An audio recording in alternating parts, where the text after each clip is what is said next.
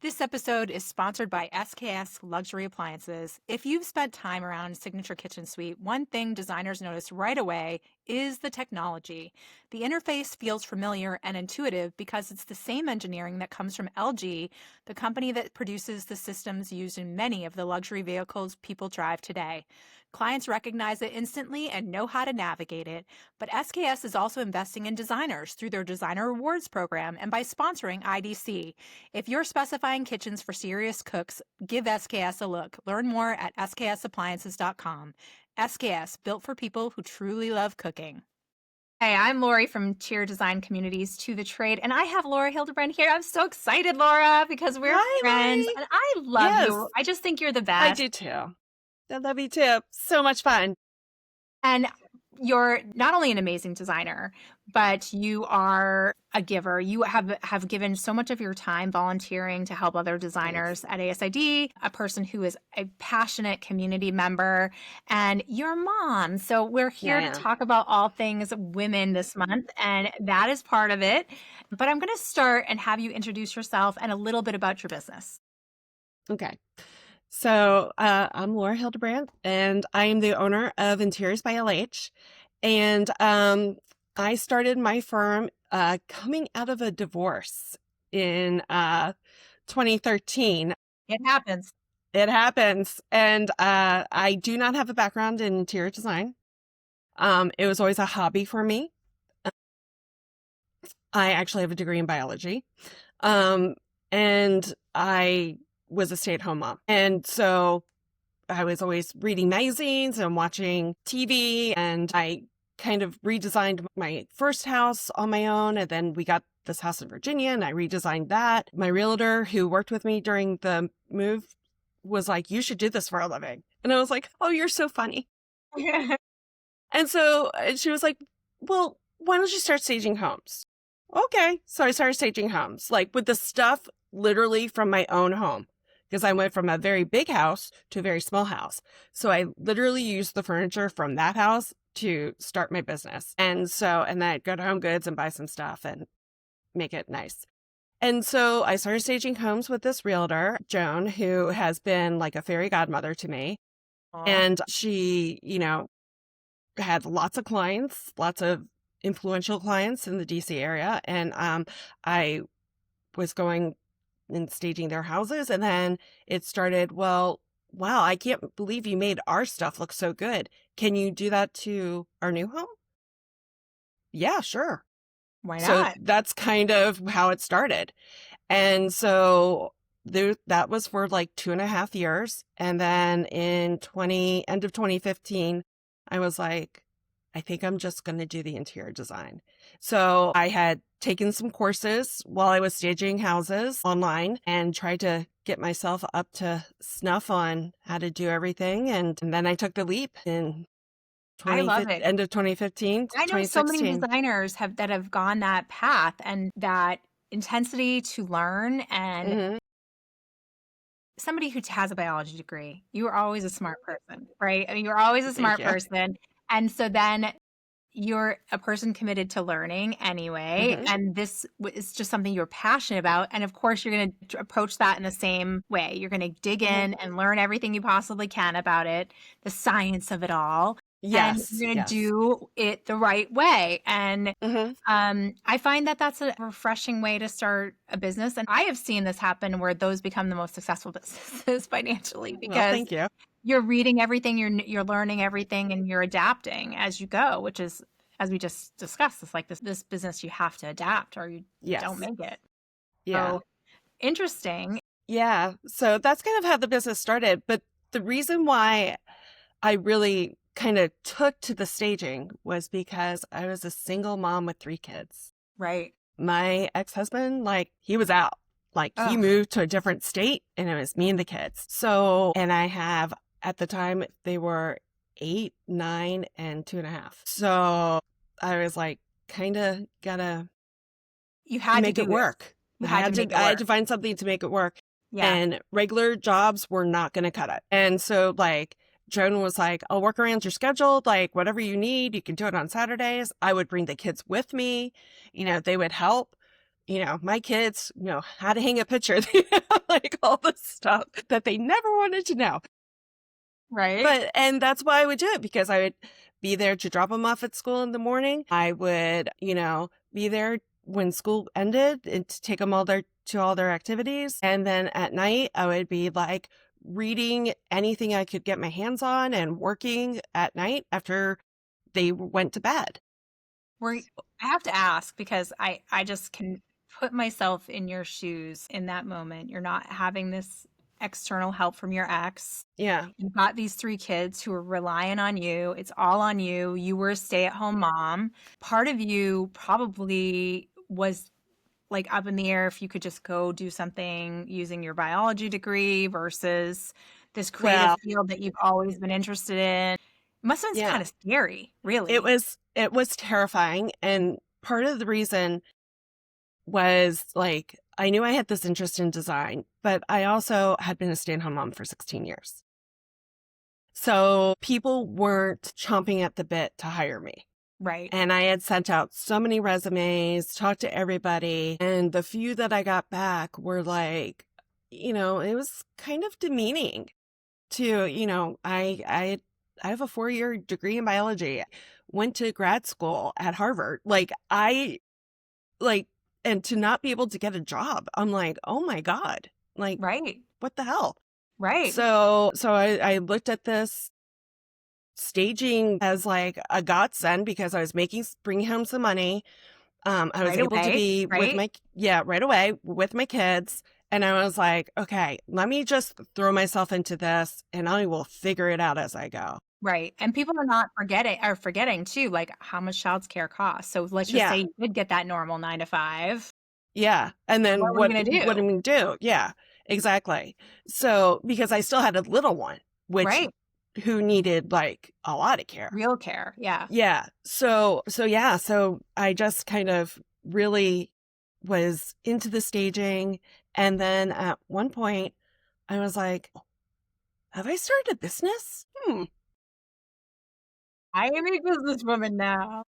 I was like, did I start a business by accident? And then I was like, I think I may have. And so I had a lawyer friend and I started asking him for some advice. And he was like, yes, I think you have started a business. He was like, let's get you protected legally. He was like, let's get you an entity. Let's get you a name. He was like, let's get you an EIN. He was like, let's set you up. I'm like, okay. So he totally helped me do that, all the setting up of the business. And that's kind of when I transitioned. And, I really did build my business on credit cards too. So Right. my ex may have Very left, but scary. it's very scary, but he left me with a lot of credit card Oh, ability because nobody was going to give me a loan either because I sure. had no work history, right? Right. Like nothing. So it really was like, how am I going to make this work? Right. So that is literally what I did. I put it all on my credit cards. I figured it out. So in 2026, 10 years later, still here, still here. here. Yeah. Still have a Still lot of here. clients, still making Yeah. it happen. Yeah. That's Finally amazing. cleared out the credit card debt too. Yes. Yay. We want to So hear that that. was a few years ago, but I cleared out the credit card debt. So That's that was fantastic. good. That felt Yeah. amazing when I was able to do that. Well, that must have been like I think, I think that's really scary and so Mhm. brave of you. But of course, you were doing what you have to do to provide for your kids and give them that stability and still be there for them. And then Mhm. utilizing that skill set that you were learning to grow the business and to treat this. It's amazing that you also find time to give back to ASD. Like, I just think that you still do that. But, so many people in your situation would be like, hey, look, I got to take care of me because Yeah. I have been taking care of everyone else forever. Yeah. Well, I also know, when my business very much is like very stable now and my life is very stable. The kids are older. Yes. Like, the 2.5-year-old's about to find out where she's going to college here any minute Right. now. So, Right. so things have changed, right? Sure. So, and that's good. And so as things have changed and expanded, I've really been like grateful for what I have, and I want to share that with people. I've Right. been given so many great opportunities because somebody said to me, "You know what? That you've got talent. Like you You can should do do something with this. that. You should Yeah. do this. Like Yeah. don't, because I think it's really easy, especially, coming from a place where I was quite frankly very knocked down and being reinforced like publicly, like, "Oh, nobody's going to hire you. You're not, you know, valuable Worthy. to, Yeah. yeah, worthy to finding something where, no, I've got something in me and it just needs to be able to grow. Yes. And I'm very thankful for all the people that were willing to sit down and talk with me and, take a lunch or a coffee or, I warmed my way into an industry event and then I was talking to everybody trying to like figure it out. Sure. Yeah. Just walking around the design center in DC and being like, it's so Ooh, look pretty. at this. I didn't Yeah, know this existed. I love exactly. it. Exactly. Exactly. Yeah, I came into this industry like wide-eyed as well. I remember my first time like at High Point, and I was just like, Mm, this is unbelievable. And it's changed so much. I did remember my very first year there. I was like, this is a whole lot of white women. It was really separate white back then. And it's hmm changed a lot, a lot, a lot, which is so exciting. But it is so thrilling to hear your story because I just think like I think about what it's like to be a single mom. I think about what it's like to have that responsibility. My husband and I, we're pretty solid and have been forever, but we had a big shift in our life too, where my brother was an addict and we went from having like our daughter, it was just the three of us to my brother's three kids came to live with us and never left. So it was like that kind of life change can Yeah. be so like crazy for you. Yeah. You need all the help you can get. You need all the advice. You need all the support from your school and community and friends and family. Just like having childcare sometimes because you needed to go do something with another kid and you've got Yeah. it's just all those moments that are Yeah. really hard. Well, it was hard because you really find out who your friends are during divorce. And apparently like I was the talk of the town because it was very public. Um yeah, so Did it you get a was lot of support or did you lose some support? I lost a lot of Oh, support. I'm sorry, honey. So no, That's it's fine. terrible. But I fought through it, and I fought Yeah, to keep my kids in the neighborhood because this was the neighborhood they lived in, right? sure. Like, and that was very difficult. And yeah, so it was all good. Well, we're talking this month about Women's History Month and how Hmm. much of our industry are women and how Hmm. many of those designers are women struggling with similar things. Like maybe they're a single mom, maybe they Hmm. are trying to support their children, maybe their husband is helpful, maybe he isn't, maybe they have other things going on, health issues or things like that. We have a lot of women in our industry and we often talk about the business, but we don't often talk about the other stuff that comes with being a woman and how it affects our business. And I find that strange because it's such a women dominated field and being a mom is part of that. Tell us a little bit about like the struggles that brought on. You have this like in I feel like you had to be super organized, right? I mean, you had to learn this like hyper vigilant organization skill. Well, I think being a stay-at-home mom really is the best training ground for being an interior designer because you got people like literally demanding stuff from you all the time. Sure. And don't you dare forget what they asked you. Right.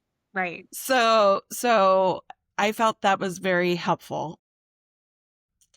I also have this ability to kind of remember things. Like when I was first starting out and I would I would be talking to a vendor or whatever, and I'd ask them a question and they'd be like, oh, let me grab the catalog. And they'd grab the catalog and then it'd be like, it's on page 248. It's the third one down. And they were like, You okay. know that.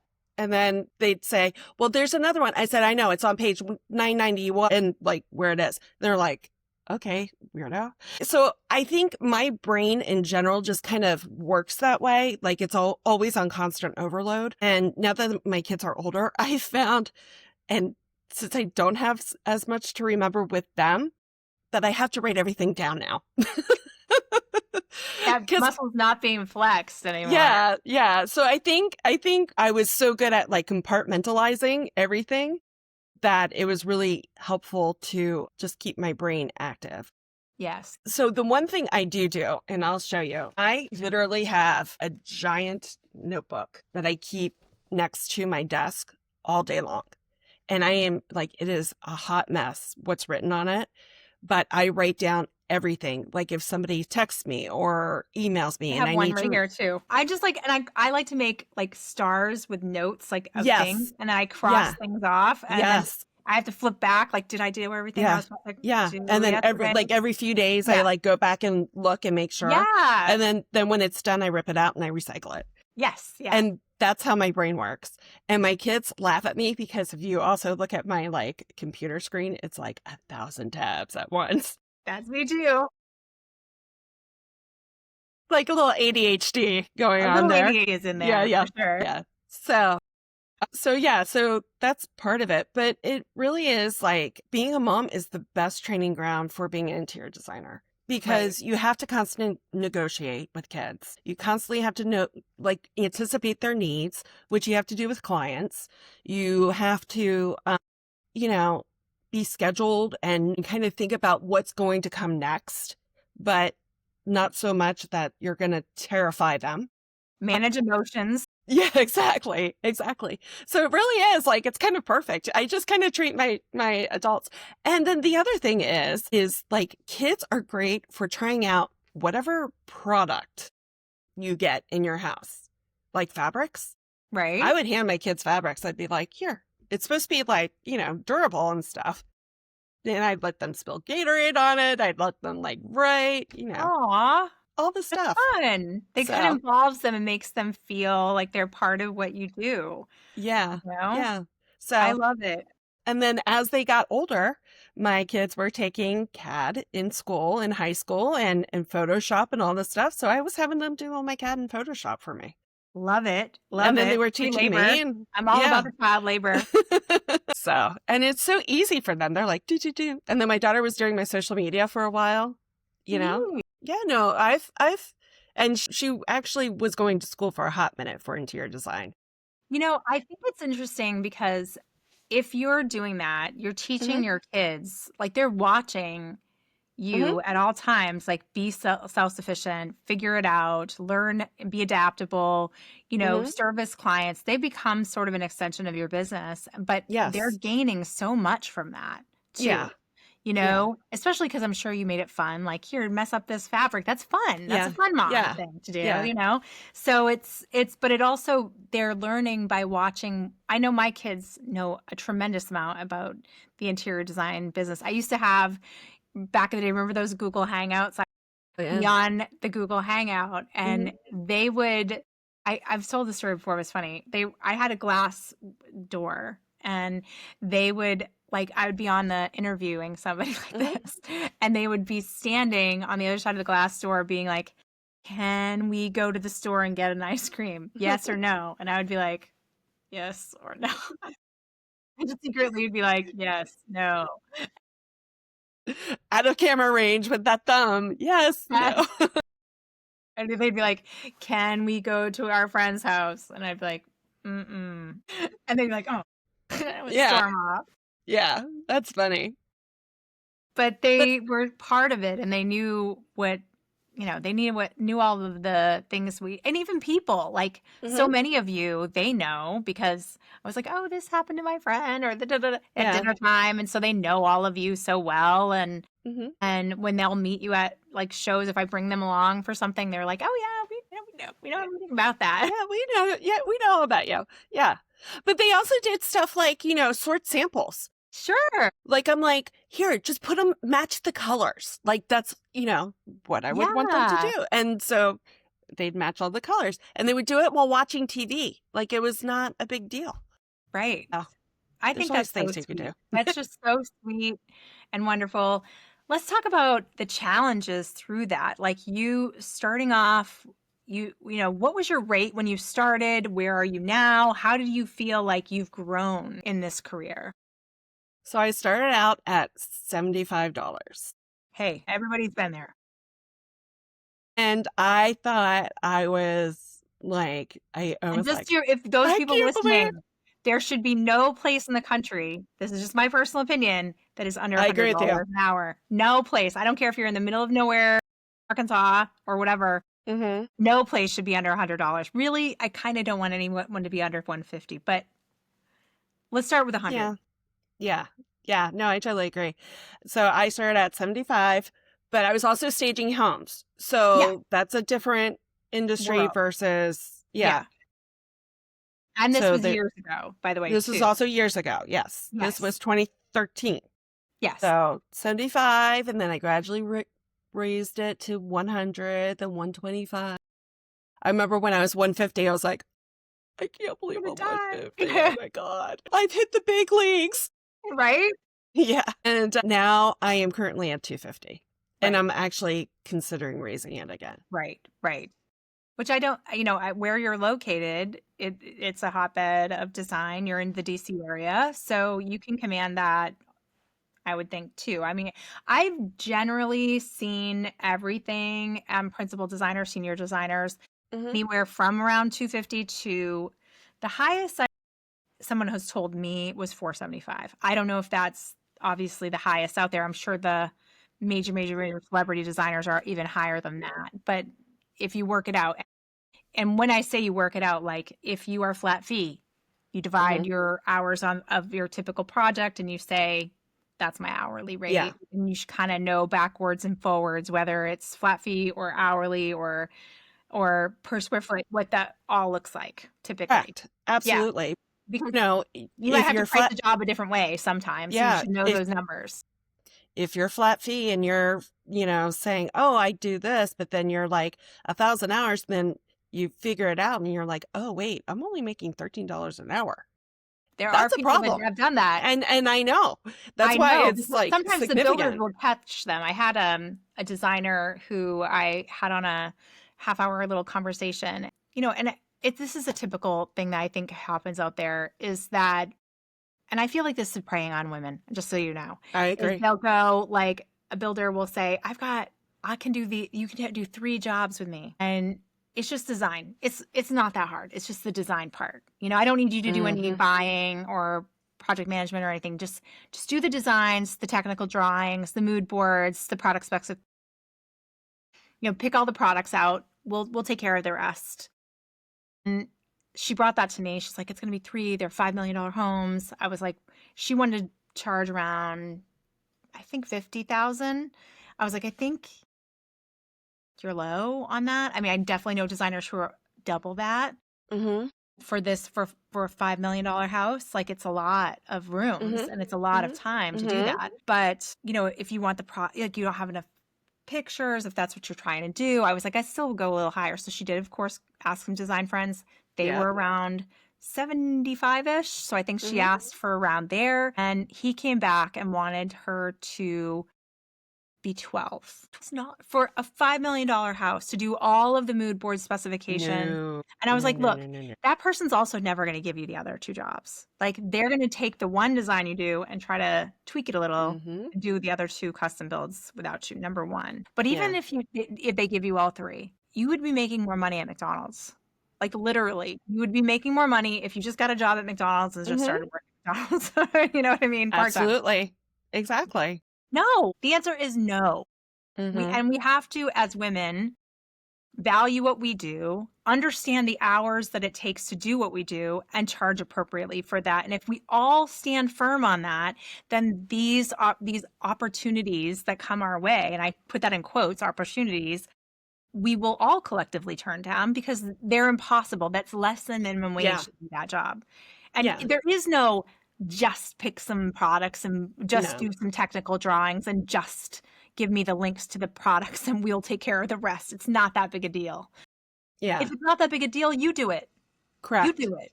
And I think what I've learned is, um, especially staging homes and working with realtors because I very early on was giving talks about staging because the houses I was doing were selling like hotcakes. Sure.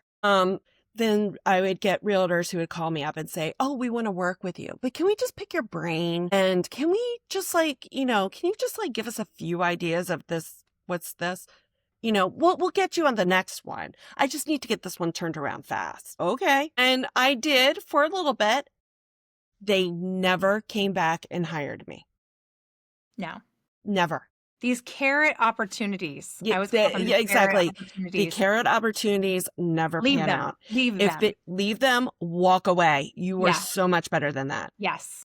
They want you, but they can't afford you. And that's okay. And you need to, and that's fine. Yeah. So you go, you give your little talk, whatever information that you give them at the talk, that's yours. But if they want any more, they got to pay. And when you value yourself, they will value you as well. Right.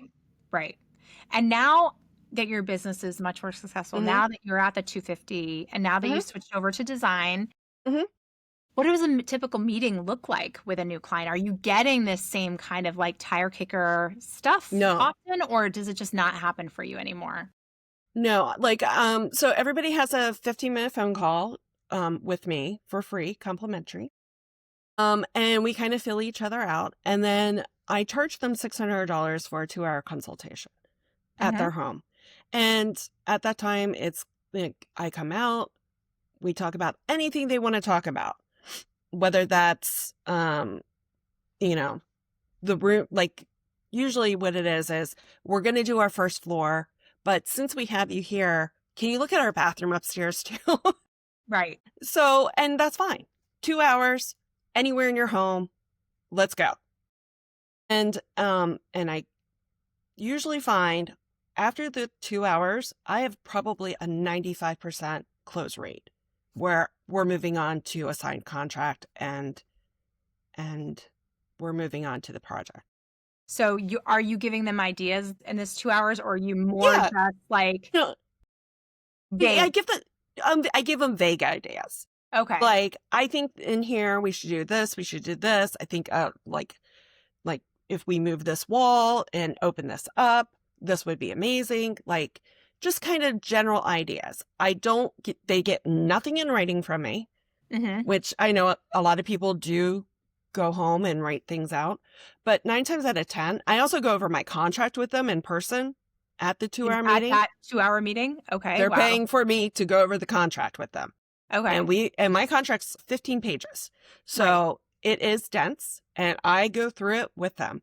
And I find that when you go through it versus handing it to them or sending it to them, you are able to have that conversation about things that make them uncomfortable. And you're able to clarify and you're able to really put people at ease and let them know that you're a human being and you're not just in it for the money, but you are a business because businesses sign contracts.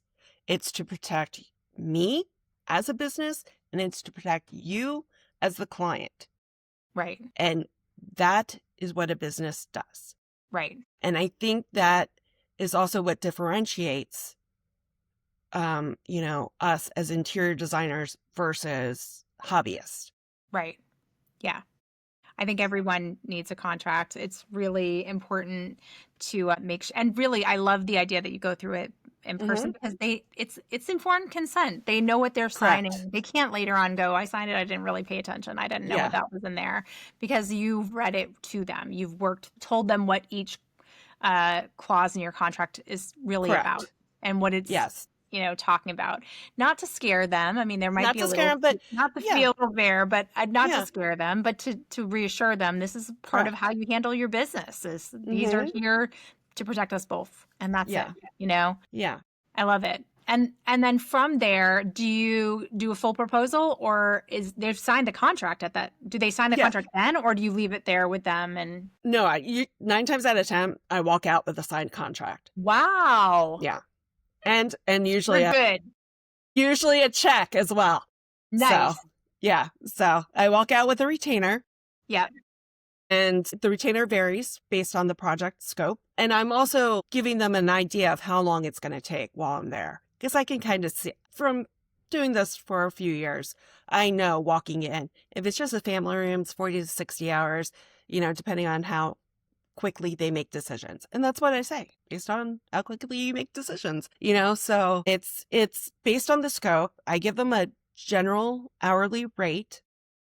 I put it in the appendix of the contract, which I do email that to them, and then we both DocuSign that part of it. Okay. So just so that everything is lined out and everybody has set expectations. Right. So they sign my retainer, and the retainer usually gets me through the initial design process, where then I come back to them with a design plan, design proposal, and show up and I present everything to them with all the fabrics and the finishes and the mood board and everything, and some renderings. Usually, if they love it, that's great. We move forward. And if not, if there's tweaks, I tweak. And then I come back, we meet again. And then from there, then it's a whole nother retainer after that. Right. So then do you move into a project management phase where you're just Yes. managing the Yeah. installations of Yeah. everything? You're It's doing the ordering procurement? the furniture, it's Yep. managing the project, it's getting all the bids for the contractors. It's because you can't do any of that stuff until you have a plan. Right. Right. So, and I think that is also something I've kind of been shocked at, is how many people kind of go to that process of getting bids without having a plan. Right. I don't understand how you're able to manage a budget if you're getting a bid on something that's not solid and concrete. Right. Right. Well, you can't So, really, because you don't know exactly. anything that you're going to be buying. Yeah. So you can't really totally, or how long it's going to take if you don't know what the plan is, for sure. Hmm. So it's such a big mistake, I think, the clients who don't hire designers. And it's not that I don't think builders do a great job. I do, but I think that they don't really fully understand how the client truly lives and experiences the home. I see so many Correct. mistakes when it's builder only, Hmm. and a lot of times it's not having space for the proper furniture that, the room is a great room, but there's no room for all the pieces you need for the great room to exist. Yes. You're not going to have, the bar stools at the island and then have room for the table with all the Hmm. chairs around it, and then be able to have the television area fully Correct. furnished, and then everyone can move around the space and pull a chair out and sit properly without feeling like they're Yeah, crowded in. So, exactly. and It's all that's, about yeah, being thoughtful yeah, and and what knowing the I math and of knowing the how math. how to navigate around that Yeah. space. It's a Yeah, lot of math. I don't think people it is. fully understand that. It's not just picking out pretty things. I mean, that's can be part of it, but being knowledgeable about furnishings, but so much of it is math. Yeah, it really Yeah. is. I Yeah. don't love math either, but that's I okay. know. But I always try to tell my clients, that first biggest thing is that initial part of it, because that's the roadmap for the entire project. Right. If we don't nail down the roadmap, then things are going to come up all the time down Right. the way. Yeah. And it just puts everybody, once you get a plan, a solid plan, it's good. I It's all know, good. right? Yeah. I And feel then like if that's something, true about anything, right? You go on a yeah. vacation, if you have Hmm. your itinerary loosely planned, things Yeah. go so smoothly because you're not like, what are we going to do today? Where are we going to Yes. go? Yeah. Looked at the Exactly. weather, you figured things out, you kind of have contingencies. Yeah. You have such a better time if you kind of have a plan of what you're going to be doing. Think of anything you do. Go to grocery shopping. You A have a little list. list of everything that you have, that you're going to be Exactly. buying. If you just go randomly and you're either going to buy too little or buy too much of Yeah. everything, Yeah. because you're going based on and nothing goes. You can't make any Yes. meals with it because you're like, okay, I bought all this random stuff and nothing works together. Yeah. But it Ugh, all looks great at the store. it all looks great at the store. It's the Hmm. same thing with design. Yeah. If you're new to this, it's the same thing, having that plan. Do you in that process charge them differently? Is it the same Nope. hourly fee? So Same You hourly get me, fee? it's same hourly fee throughout. Like Great. you get me, I'm 250, Yeah. period.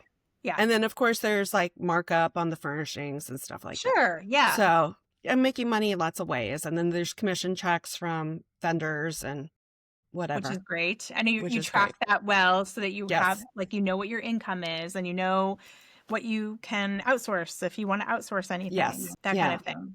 Do you have So any intention to grow, or do you like your size is just, I like my size. I like that. I mean, I've had assistants here and there.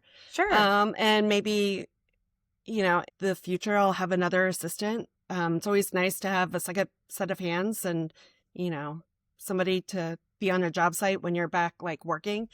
Yeah. So that might be a possibility, but I just see myself as remaining small. I Yeah. really have an attention to detail. I really want to have that personal connection. One of my, you're with these clients for so long that you become family and friends with them. One of my clients actually married my new husband and I. So, No way. yeah, so that was kind of cool. Super cool. I love So, that. How yeah. sweet. That is Yeah. adorable. So, and now I'm back doing their kitchen right now, then their first floor. So is that most of your business? Are you mostly doing referral based at this point, or I'm it, a lot of referral based. I do get some random here and there new people, but it's usually like I heard from so and so in the neighborhood or so and so, you know, from yeah. Yeah. Vienna. Yeah. I love it. I love it. Yeah.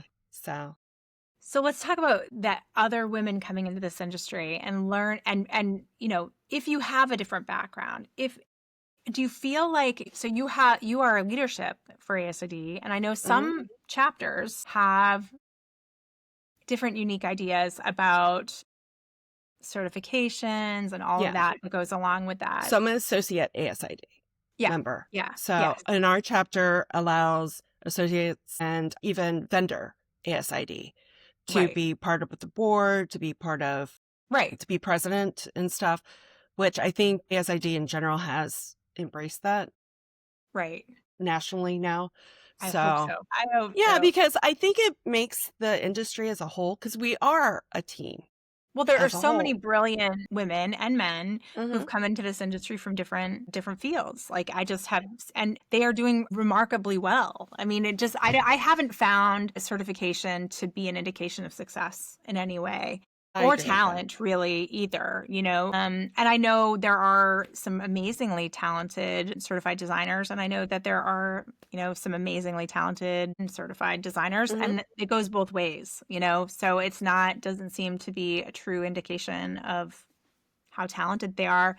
But I do wish that all of the associations maybe did a slightly better job of educating the design community about the business aspect of design. I think that's really I still agree a with that. struggle, and we still have such a lack of transparency and still such a wonder of like, what is everyone charging? How long Hmm. does it take? And it just like they just want to be protected, and they want to be bidding properly. And it's really hard. And I tell brands this all the time. I'm like, you understand what your competitors are charging because their prices are online.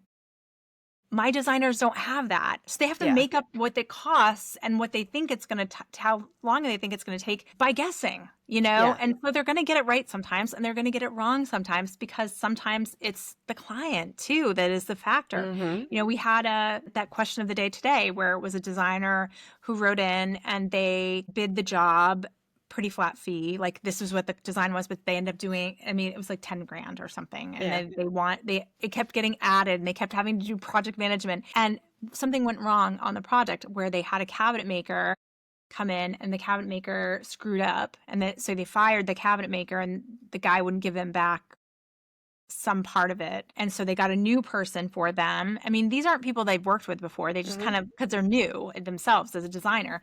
So they just went based on referral names. So they Hmm. found someone new, they got the problem fixed. Now the client wants them to take out the amount of money they lost out of the person's design fees, which were already too small. And she's already been doing extra work that she isn't being paid for. Yeah. And it's just, I wonder if this would happen to men. I No. wonder if they would go through this or they would say, no, screw you. I'm not doing that. Yeah. Yeah. So I think it's kind of multifold there. As somebody who has actually unfortunately been through a similar situation, and it does depend on the client. And there were warning signs, there were red flags. I should have walked, but I didn't because I needed the Sure. money. You needed the money. I needed the We've money. all been there, right? I mean, we've all been there. Yeah. But what I did learn through that, because I had to hire a lawyer, and That's always more money. that's always more money. And I had to very much like rethink how I was doing everything. And I will say this to every single designer who's listening to this. Do not run any other subs through your company. Let me say this one more time. Do not run any subs through your company. Now, if you're getting curtains made and then you're reselling them, that is a different story. But any other plumbing, contracting, whatever, because unless you have your GC license, you can be sued for not being properly licensed because you are acting as a GC. Right. And this, So, to be fair, she did not run this okay. through her business. So they paid this directly, but they kind of think it's her fault because she recommended them. Yes. I also have a clause now in my She does have contract. that clause, just so you know, Yeah. that she's not responsible. She does have that clause. Yeah. I don't think that she put that in the thing, but later on we discuss it. She does have the clause, but still, it's a personal thing. Like Yeah. they feel like she owes them the money and they haven't paid her. This is the other part that I think she made a mistake is that she planned on getting that last fee, the last 2,500 when everything was installed. Hmm. No, And I did that too for this guy. no, you get Yeah. paid. You don't, you're not a Always. bank. You get paid You're before loaning, everything is, you're yeah, loaning your clients money. yeah. You're loaning them money. Yes. And Yes. like They you can have pay to kind you. of learn these lessons, Yes. unfortunately. Yeah. But you are loaning your clients money when you wait on invoices, when you are slow to deliver like bills and all that stuff. They're using you as a bank and because you've already paid for everything. So Right. you can't do that. So You there's just no can't way I do would that. install anything that has not been paid for. Correct. And I would never, the design fee, the last design fee needs to be paid well before that last final project is done. So you don't wait there, so there's a hanging amount of money Mm-hmm. owed at the end because you'll never get it. Almost, I mean, I'm Correct. not saying never, but there are Yeah. so many clients that will go, I found this thing wrong, so I took that Yeah. off the bill and I Yes. no, No. no, they don't have that power No. over you No. at Yeah. all. And the other thing is obvious, you have these conversations. Sometimes you have to humanize the experience. Like, I didn't know this person. I did the best I could to recommend somebody based on what I heard. Mm-hmm. And you do that before that person comes in. You Yeah. say that before I'm going to find you someone I can, but keep in mind, I don't know them. So Mm-hmm. if anything goes wrong, that is not my responsibility. I just need you Yes. to know that, right? So, And this is why I go over my contract in person yeah, yeah, because it's making sure that, you're human and you have that human connection and that you are doing the best you can for them. You're with the not trying resources to you screw have. them. Yeah, Yes. no, You're not trying to like, take their money and run, but I think it's establishing that relationship. My husband and I joke that running a business, because he has his own business as well. And, he's a consultant. So, like, it's kind of like dating. Like, you got to take him to coffee before you go away for the weekend. Like, you can't just, like, expect them. You've got to build that relationship and that trust. And part of that is holding their hand, going over the contract, and making sure like when you're at their house you say I don't know this person or this person was highly recommended to me, we haven't worked together before but they have great reputation. it's the best So you can then do. you're doing the best you can do, but communication is so key. Yeah, So yeah. with that being said, speaking about being a mother and being a pleaser, one of the things I had to very much do especially early on, was people want to text you. Right. Yes. And I do not text with clients. Right. I do not text with clients. I love that. I Ooh, that had gave me to chills. I love I that. had to put very clear parameters on when I was available. You cannot ring my phone before 9 a.m. You cannot ring my phone after 5:30 p.m. I will not answer. It will go to voicemail, and I will get to it the next day. I also give myself 48 hours to respond to email, and Right. it's in my contract. Right. And I said, because I don't respond to texts unless it's I'm late to an appointment or the contractor is here and he has a question, something very specific. I will let those texts go through, but everything else, send in an email because I won't respond to it. I'll respond to it via email. And I will remind them that they are required to send it via email. Right. Because Right. things get lost and forgotten and, Well, it's just your way of being organized. And correct. and everybody has to have their system of being organized and having Yeah, their workflow work for them. And I love what you said because it's your boundary and you're allowed to have your boundaries. And I find the more clear is, I want to say, remind yourself being clear is also being kind. Being correct. clear is being kind. So the more clear you are with the client, that is being kind because they're not Yes, worried about anything. They correct. understand what the flow is going to look like, what the process Yes. is going to look like. So don't be afraid to be clear. Don't Hmm. be afraid to be definitive about what your rules are because that is clarity Yes. for them. They understand. You're giving them a boundary and Yeah. people understand boundaries. So, I mean, they might try to push against them sometimes, but we all understand boundaries. And they're trying to push against your boundary too enough times, you know that they're not the right client, period. Well, yeah, exactly. And again, the same one that I had to hire the lawyer for was texting me all the time. Right. Even though you're So telling them not. again, Yeah. red flags all over the place. Yeah. Yeah.